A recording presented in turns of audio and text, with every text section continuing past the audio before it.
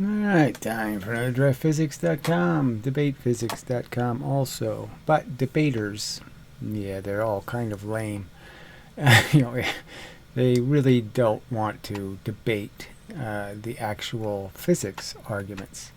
They don't want to debate the evidence. They don't want to debate why there isn't any evidence. They don't even want to admit that there isn't any evidence. Which is quite obvious. So anyway, icansciencethat has made a second part 2 video, and again he's just kind of ignoring the simple argument that as you move across a surface, whether you're sliding or rolling, it doesn't matter, that as your velocity changes, the amount of weight you put on the surface changes per inch. You apply less force to the surface the faster you go. The slower you go, you'll eventually weigh your full weight. So as you're moving, you weigh less than your full weight. And as you stop, you weigh your full weight. And this also gets to an argument that's just so obvious that I probably shouldn't have to make it. But anyway, so maybe we'll do that first, just to throw it in. I can't really decide where I want to put this argument because it's based on two different ideas, and you have to have a true source of twice the velocity, frankly, to do some of these experiments. You can't pretend that springs produce twice the velocity, twice the compression, because it's a little bit less. But let's draw it anyway. Because I felt like it. Alright, so this is the experiment we're talking about, is launching with a spring. Okay, and you're just going to launch two objects of the same mass, and one of them is going to be twice the velocity. Now the assumption is, by Hooke's law, that would be twice the spring compression, but the catch is, as I've already done many videos on the subject of springs, because it's twice the velocity, the spring doesn't give away all its energy. It oscillates with energy left over that you didn't use. So the faster you move something, the less energy you get out of the spring, unfortunately. So you won't get twice the velocity here. But the argument is, if we assumed it was close to twice the velocity, the simple argument is they're saying that's 4 times the energy you're going to put into the surface. Twice the velocity equals 4 energy. That's their theory. And their theory gets worse and worse. 3 velocity equals 9 energy. 4 velocity equals 16 energy. It just goes all kinds of crazy. Now, the simple argument is that if twice the compression of the spring kind of gives you twice the velocity, almost twice the velocity, that's the same thing as saying I can just put it on a scale, and so I can put I can lift 2 masses. I can lift one mass onto the scale. The scale will compress 1 unit of distance. This is well proven. And I put the second mass of exactly the same mass on there. Now I only have 2 units of mass. I only did 2 units of work, okay, to create this compression in the spring, twice the compression. And that's what I'm using here to get twice the velocity. So how can there be 4 units of energy? I'm going to put 2 units of work in, 2 units of energy in. How can I have 4 units of energy out? If I shot this object directly into another spring, okay, it's not going to compress the spring 4 times. It's just going to be twice. It's just twice. I can't make it make more weight. I can't make it make more pressure. So it's just, again, kind of a logical proof that if this is doing anything more than 1.4, which it will, it's going to be 1.8 instead of 2. Then the simple truth is that this experiment proves I can't have 4 units of energy in this spring. I can't make 4 units of heat. I can't create 4 units of work. I can't do it because I make 2 units of spring compression out of just 2 units of work. Fact. Alright. So, that's part of the argument. All right, so let's just deal with the comments for right now. So he made a comment, said, I'm available now. So I don't see where that is. Let's see. I don't see that comment. Oh, I happen to be available right now if you're willing to join me in a live stream to discuss it politely and collaboratively with honesty and integrity. So all of this, gibberish, frankly. Anyway, so that he was saying that to the commenter, who was forced reality. And so I figured, well, it's better if I get to make the argument, right? Because forced reality is essentially making my argument, and so I might as well make it. So I said, this is draft science. I'm available right now. If I get unpolite, you can just kick me out of the room. So that's simple enough. Anyway, so he says, you're welcome to post as long as you follow the channel's rules, whatever the rules are. But I'm not prepared to give you any more attention, whatever that, So that's his cop-out, frankly. I'm going to run away. It's just kind of bullshit. Well, it isn't kind of bullshit. It is bullshit. So then he advises me there's an error in the video I already made a response to, so it's kind of pointless to argue about the miscommunication that happens sometimes. I misspoke in the video I made a couple of times, so it's not that big a deal. But whatever. So I just posted, I have already done a video response to your part 1. I found your response unresponsive, so it was disappointing. I mean, I made an hour video just basically saying, well, what about weight? What about friction? What about gravity being 9.8 meters per second? So it's about what happens in units of time. And the fact is in half the time, it's not going to be going half the velocity. I made trying to do well, it will be because but half the time it's going. Yeah. So again, I see because he used 2 velocity and 4 velocity. I have to keep remembering that it's 3 units of time to go 3/4 of the distance, and see that's where it really did make a mess of the logic, just because I'm thinking in terms of a 1 velocity and a 2 velocity, and he's thinking in terms of a 2 velocity and a 4 velocity. But the simple truth is half the time will be 3/4 of the way down the track. All right. Let's see. Unresponsive to any of the points I made. Trying to do physics in comment sections makes little sense to me. My video was about friction. You ignored the subject entirely, and that's just the truth. I assume, so these are the only 2 the really important things. I'd say the weight argument is really important, because if we could test its weight, which we can do, the force meter, lots of different things I suspect would be able to do it, you'd see that the object weighs less per inch, okay? As it slows down, it weighs more and more. All right. I assume it must be your claim that there's 4 times the heat created by the 2 velocity block. And so he's essentially confirming that, in the sense in this video. So that's good. My contention is you have no experimental evidence demonstrating it to be true, and no logical evidence that the friction is constant over distance. So that's pretty much where I stopped the video here, because that's the argument he's making. So he drew the time units, unfortunately, in 4 units of times. So what you really need to do is say, where's half the time? Right here. So again, it's 3/4 of the way down the track is half the time. So this was 1 unit of gravity here, and it was 1 unit of gravity here.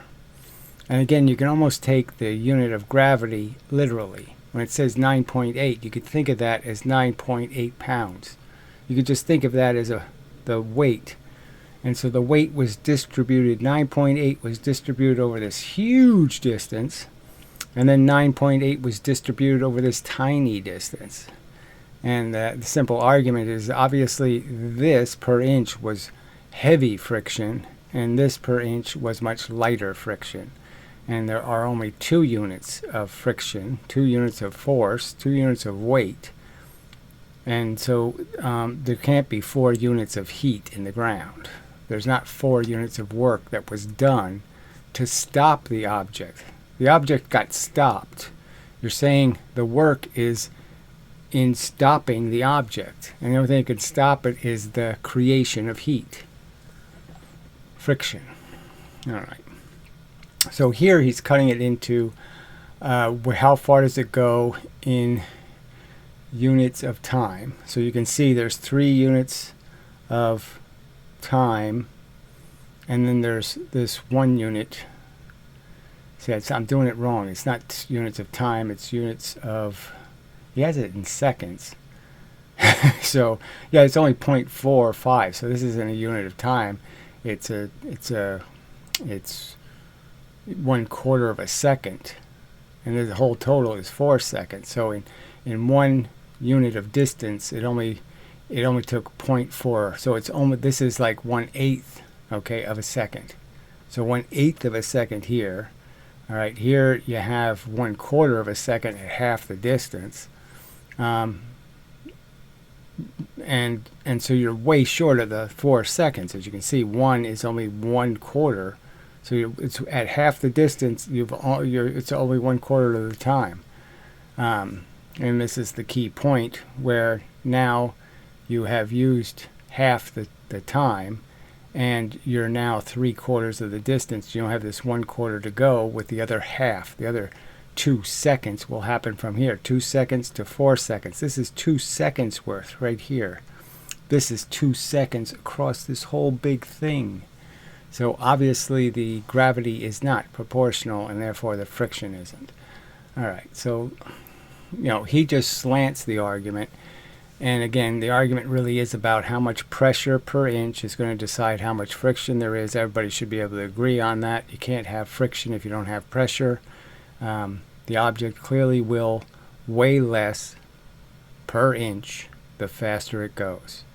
And that's why it goes 4 times the distance, is because it's a lot less friction when it's 2 mass going twice the velocity. And it's not till it goes 1v that it's the same amount of friction.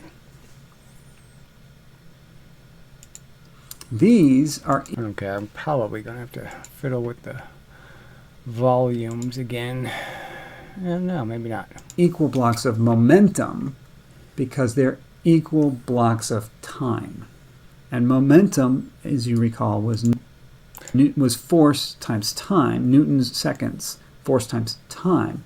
But energy was force times distance, Newton meters, force times distance. So this illustration here shows us again that momentum and energy don't do the exact same. So he just debated the whole subject again. The point is the friction, you're saying the friction is constant. You're saying that the friction is constant through all of these units. And obviously it's not. Thing, and maybe gives us some thoughts about where each of these derivations came from. No, who cares? I know where Leibniz came from, and he came from his insane asylum, frankly. He was a nutty religious kook and just invented this shit not because there was any evidence supporting it, not because there was any proof, just because he thought something with half the momentum could do the same amount of work, which is ridiculous on its face. That during this distance, we used the same amount of energy as during this distance. Well, so he at least is conceding to this whole distance we lost the same energy we lost in this little distance. Well, we know the little distance is 1 velocity worth. So how could 1 velocity worth, how could this going faster, and it's only 1 unit of time, how could it be the same amount of force in the ground? Can't be, because it's so much lighter per inch. It can't be making the same friction if it isn't the same pressure pushing it into the surface. So looking at the original question again, when rolling a mass, the amount of motion it loses to friction each quarter of the path isn't the same. I'm going to say that all depends on what you mean by amount of motion and what you mean by quarter of the path. Oh, come on. You just drew the quarters of the path. Path is obviously the length. So it's obviously cut it into quarters and then say the friction is the same in every quarter. And the simple argument is quite obviously it's not the same in every quarter. All right, and the fact that you go 3/4 of the distance before you get half your velocity is proving that you only took half the energy out of the first 3/4 of distance, because it was only 1 unit of pressure, gravitational pressure. So again, you're just evading that argument. And I'm going to agree, for the most part, that it's not the same in general. Okay, so if you agree that the friction's not the same, it can't be 4 units of energy in the ground. So that's you've just failed the test. These are the things. That's the answer you can't give if you're going to defend the idea that we extracted 4 units of energy from the object and that those 4 units went through friction. That's the only place you could lose this, right? We're saying the air resistance is irrelevant, not significant enough to worry about. And so your only explanation has to be that the only way you can get 4 units of energy into the ground is the friction has to be constant. So you've just conceded my argument, in my opinion. You've just conceded that you don't have a mechanism for transferring the 4 units of work into the ground. Because if the friction isn't constant, you can't do it. There's things that are the same, things that aren't the same, and we can see that right here. Remembering that this was just a thought experiment, but we could do this in the real world to see what... Again, talking about what we could do in this context of 350 years of claiming something and never proving it. I mean, it's just a little bit ridiculous to talk about what we could do when you've had 350 years of gigantic budgets, science labs all over the place, and you've never done the clinical experiment. You've never tried to find your 4 units of energy. Really happens here and see how close our model fits reality. In our thought experiment, we imagine that the force, remembering the definition... Just remember, if this isn't consistent friction, we know what the friction is in this quarter. So we know it's identical to a 1 velocity object. This is a 1 velocity object. We know this friction. And we know, okay, if this is constant, then yes, there's 4 units of this constant friction. But if this friction is less, and this friction is even less, and this friction is even less, if you're conceding that point, obviously it can't be 4 units of energy anymore. Obviously there can't be 4 units of heat. Definition of the word force, we used a force that was constant as the object was sliding. So again, that's silly because that's the friction. So you can't say the friction isn't constant and then say the force is per inch. The whole point is it's 9.8 over this huge distance and 9.8 over the little distance. That's the whole point. This is the halfway point here, the half the time point. Half your gravity is happening here and the other half of your gravitational force is over this gigantic distance. Clearly, okay, you can't argue that somehow the first second is heavier than the second second. I mean, it's the gravitational force is constant, and that we have to agree on. So it can't be constant when this is 1 unit of gravity over this huge distance, and it's only 1 unit of gravity over this very small distance. Perhaps the object's force, maybe the real friction force, is not constant. Maybe it varies with velocity a little bit. So I'd argue it varies a lot a bit. And this experiment decisively proves it's a gigantic difference. 3 times the distance is traveled. that would be an interesting experiment to do. But in our thought experiment, we applied a constant force. And with a constant... Yeah, again, constant in what? It can't be constant in your 4 units of time because you didn't get 4 units of gravity. You only got 2 seconds worth. So the only units that mean anything is where the line is between 2 seconds and 4 seconds. 0 seconds and 2 seconds, that's the line. And then 2 seconds to 4 seconds, that's the line. And clearly it's a 3-to-1 relationship. 1 unit of gravity over 3 units of distance, 1 unit of gravity over 1 unit of distance. Constant force acting on this object, what we see is that each quarter of the distance, that constant rate of force, applies the same amount of energy. So again, it's not true. So I don't know what 1 minute you concede, now you're arguing again that somehow this is the same weight on hitting this surface. Each little piece here is the same weight, same weight, same weight, same pressure, same pressure, same pressure, same pressure, same pressure, same pressure, same pressure, same pressure. Can't be the same pressure. I mean, you can't deny that, again, I don't know how to even argue this. Newton didn't say 32 feet per second per foot. He didn't say it happens in feet. In I guess you'd say 32 feet per second of velocity every unit of distance, which would be half of that 32 feet, so that'd be 17. That's not what Newton said. It's in time units, not distance units. So that's the top chart. And then in the bottom chart, we see that that same force acting for the same amount of time change. Right, so we got exactly the same thing. It's 2 units of time here, and there's 2 units of time over this gigantic space here. 2 seconds. 2 seconds to do this, 2 seconds to do this whole giant thing here.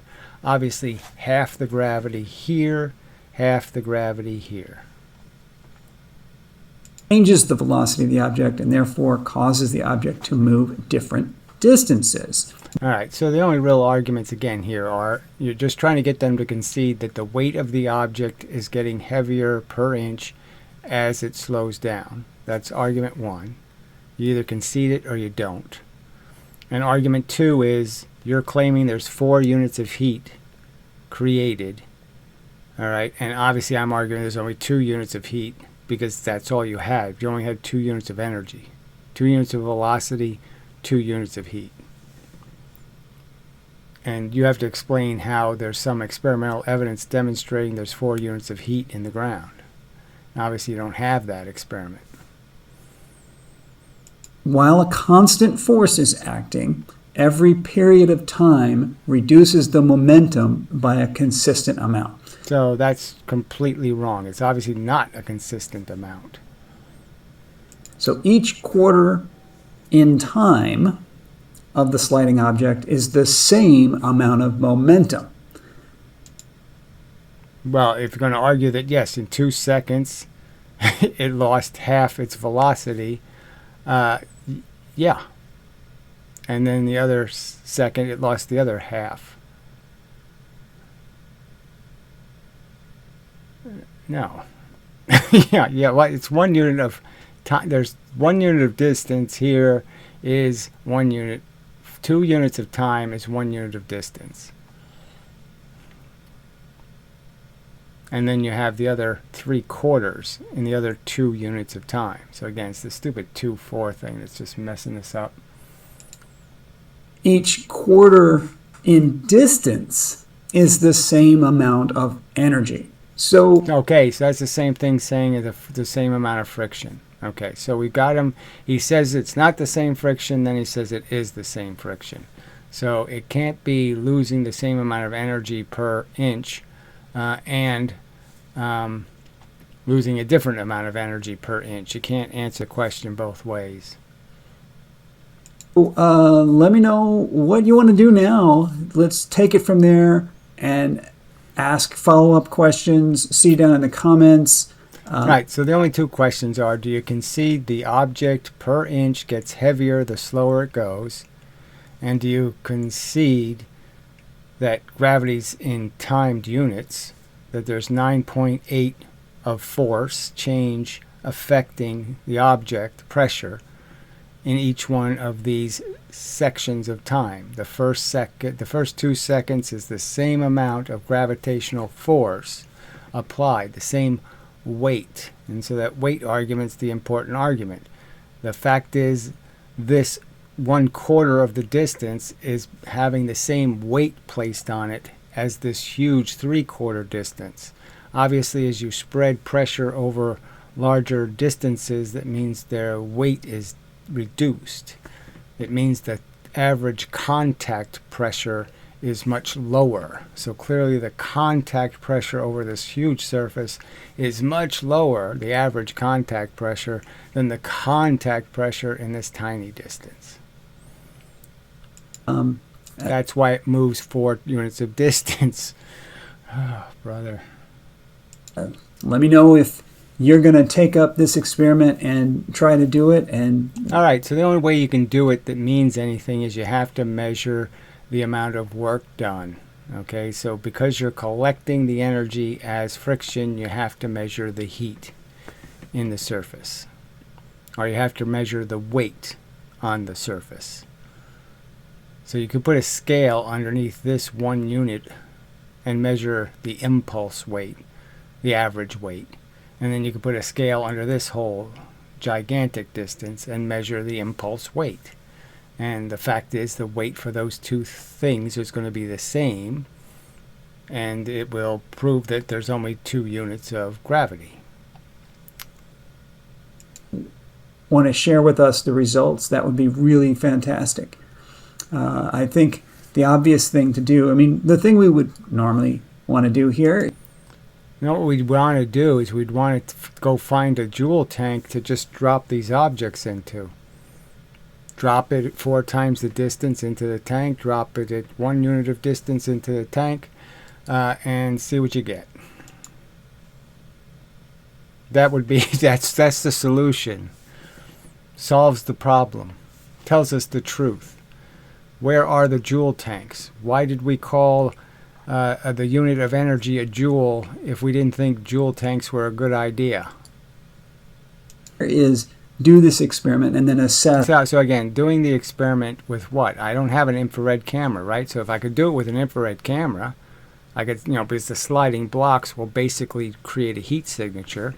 And so then I could just see whether this part of the thing is as hot as this part of it. And that'll tell the tale. It'll show that there isn't the same amount of heat per inch. Yes. Is the force of friction constant, invariant over the sliding speed? Or does it vary? Right. And how would somebody test that? So again, you're saying go do it.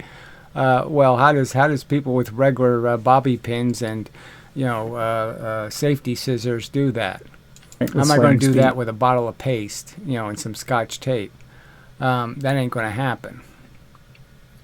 We can measure that, and it wouldn't be that hard to get a decent, low precision, homebrew, dollar store experiment kind of assessment of. Well, go ahead, explain it to me how I do that experiment. I'd appreciate it. Without an infrared camera. Go ahead, explain it to me. That and see how close that really matches reality. But I don't think that's really the question you're getting at. I think the question you're trying to get to is one more of why do we define work in this way? No, that's not no. The argument is your definition is a lie. It has nothing to do with reality. V squared never works. It's always just a fable. Now, sometimes the fable isn't visible because you just make up fake energy in and fake energy out. But in every case where you change the energy, move it from a big thing into a small thing, or from a small thing into a big thing, or from a rolling thing into the ground, or a rolling thing into bowling pins, You always fail to conserve your kinetic energy. Way where each unit of distance is a consistent amount of work as opposed to each unit of time. Why do we do it that way? Well, when gravity is a time-dependent force, why do you think it's a distance-dependent force? That would be the simple explanation. Like, Newton didn't say per foot. He said per second. So why do you think it's a per foot increase in, why do you think the distance means you're getting a unit of gravity every one of those units of distance? Why do you think so? Because it's only 2 seconds. 4 units of distance is only 2 seconds in the force. If it was paint spray, it can't make it go 4 times as fast, and it can't give it 4 times the energy. It can only make it go twice as fast. And yeah, if we're now all on the same page with how to look at these things open-minded and in multiple... I mean, it's just that simple, right? If I take a spray can and point it at an object, I'm going to push it, this way. Obviously, to get twice the velocity, I just have to hit it with the spray twice as long, avoiding the friction problem. Obviously, it takes more energy to get it started, and once it's going, there's less friction. So we're just saying on a very slick, oily piece of glass or something, it's going to work out pretty close to the fact that, yes, twice the amount of time hitting it with the spray at the same distance is going to move the object to twice the velocity. That's almost a doable experiment. Directions, see things in different ways, but use a consistent vocabulary so everybody knows what... Yeah, whatever. Use your vocabulary of the fake, phony fable science. I have it to is, use the we're word trying... hobgoblin and pixie. No, I'm not going to do that. To say, we can collaboratively work together to dig deeper now and answer other questions that you might have about why is this work number. No, so it's not the subject. The subject is, why is there no evidence? Why is there no experimental evidence demonstrating what you claim to be? You claim there's 4 times the heat. Where's your evidence? Useful, if it is at all, in the form that we've got. And yeah, I do think, honestly, I think this experiment that you've shown here is a great start to that, in that we can see that work is related to the distance we move to the object. No, we don't see that at all. So yeah, it's just hilarious. I don't see why there's 4 times the heat, because I know the object was lighter and lighter as it was going faster and faster, and it was making less heat into the surface. It was losing less energy. It was hitting less little tiny bowling pins. If the surface was thought of as little tiny bowling pins, it was knocking less of them over as it was going fast, and it's knocking more of them over when it's going slow, and therefore it's losing more energy the slower it goes. That's what I see. And your obligation is to explain how that vision is somehow not sensible. Not related to how long it took us to move the object. So yeah, I think that's a reasonable place to start. But if you disagree, then yeah, let's see you down in the comments. Let's take it from here. Okay, see you guys in the next one. So that's the simple question. Does the weight on the surface change with velocity? And do you really believe there's 4 times the heat in the surface? The surfaces. The surface of the wooden block or whatever you're using, its surface is going to get hot too. Alright, so that's enough of a video. Alright, so yeah, a lot of talk just to get to this simple. The simple point is none of these people will concede that this evidence should already exist, that these experiments should have been done, that it's really not asking too much from physics to drop 2 round weights, 4 times the distance, 1 unit of distance, into a joule tank and see if the one that went 4 units of distance is 4 times the energy. Because it ain't going to be. It's not going to make 4 times the heat. And if I drop a 3 mass, or 3 velocity, so I have 1 velocity, it makes a certain amount of heat. The one dropping 4 distances, twice the velocity, it's going to make, by their definition, 4 times the heat. No way. It's only going to be twice. And then if I do the 3 thing, it's not going to make 9 times the heat. It's just going to be 3. All right.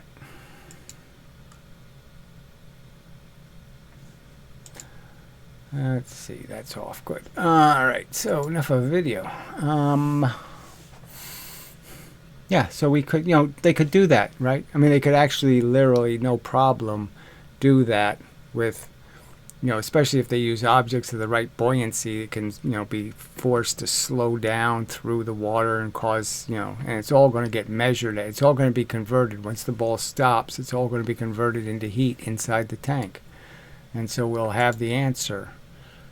And so they can go all the way, 1 mass, 2 mass, 3 mass, 4 mass, and they can go all the way, 1 velocity, 2 velocity, 3 velocity, 4 velocity, 5 velocity, and see if something going 5 times as fast makes 25 times the heat. Because it's not going to happen, and it'll finally prove that Leibniz was talking fables. He was talking religion, not science. All right, enough.